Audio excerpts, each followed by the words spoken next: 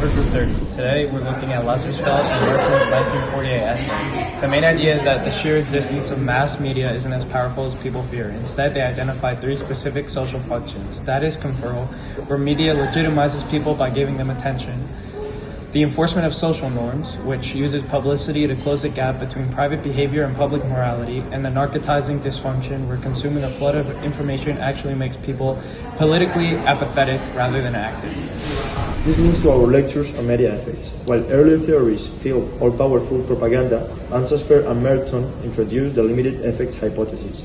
They argue media often just canalizes existing behavior, like choosing one brand of toothbrush over another, rather than fundamentally changing deep-seated values. It also builds on Walcott's demand work we discussed. While Lippmann focused on the pictures in our heads, these authors explain how media maintains the status quo by failing to ask critical questions about social structure. They argue media serves to cement our current society rather than change. I have a personal example of the narcotizing dysfunction. When I moved to Getafe, I spent hours reading every news update and watching every video about Spanish politics to stay informed. I felt like a great citizen because I knew all the facts, but I didn't actually join any student groups or take any real action.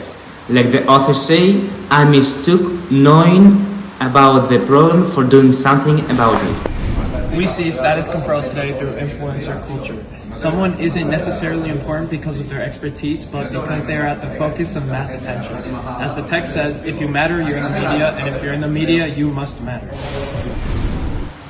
Exactly. TikTok and Instagram have institutionalized this.